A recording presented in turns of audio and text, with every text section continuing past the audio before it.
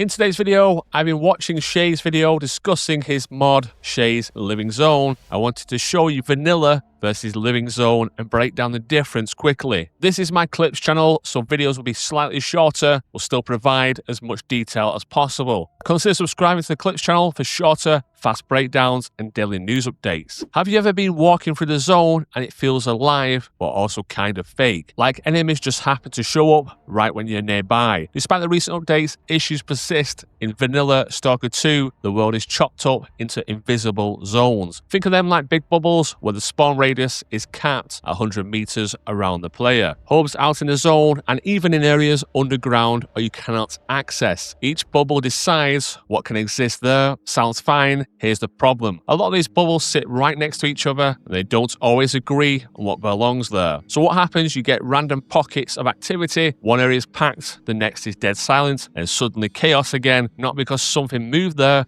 but because the game allowed it to spawn there. And that's where the weirdness starts. Here's something most people don't realize. Most of the zone doesn't exist until you walk into it. As you move around, the game spawns NPCs nearby. They pop in, start doing stuff, and it looks alive now. And yeah, that works at first, but there's a catch. There's a limit to how many of these NPCs can exist at once. So the zone isn't really growing. It's a constant recycling activity around you, which leads us to the biggest issue. Let me explain this with an example S.T.A.L.K.E. discusses in the video. Most of this information is from S.T.A.L.K.E. and thanks to him. I'll soon have a tracking tool to understand A-Life on a more technical level and NPCs across the map. So in the example, you're watching a squad in the distance, they're just walking, suddenly dogs show up, they run straight towards you, but aggro onto the team instead. Looks emergent, except it's not. That fight didn't happen because the world created it, it happened because the game decided, hey, something should happen near the player, the A-Life director,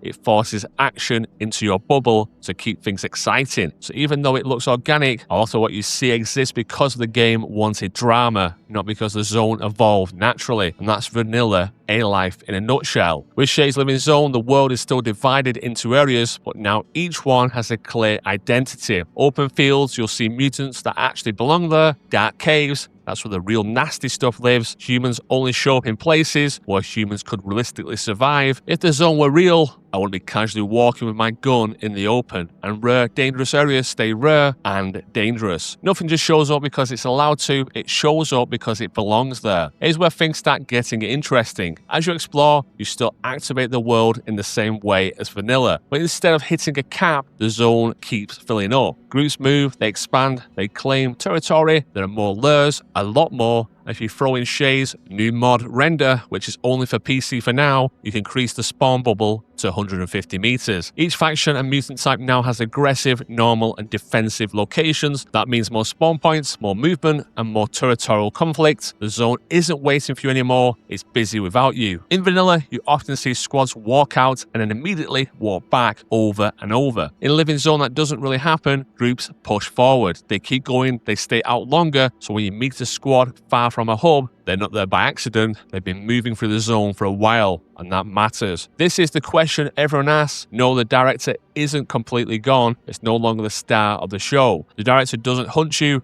it doesn't force fights, it just quietly fills in empty spaces sometimes, spawning NPCs that mind their own business and then disappear into the world. No drama, no spotlight, everything else comes from movement, territory, and survival. It's a big payoff. In the Living Zone, if you help a faction survive early on, they might still be there hours later. If you ignore a fight, someone else might lose that territory. When you see a battle, there's a good chance it exists because something you did or didn't do early on. Not because the game wanted excitement, but because the zone remembered. The main Game with Day channel will cover the significant updates, or when I feel like videos need to be made on Stalker 2. I know a lot of you like the daily updates, even if only small. So if you want daily Stalker updates, consider subscribing, and on the main channel, check out next on screen from today.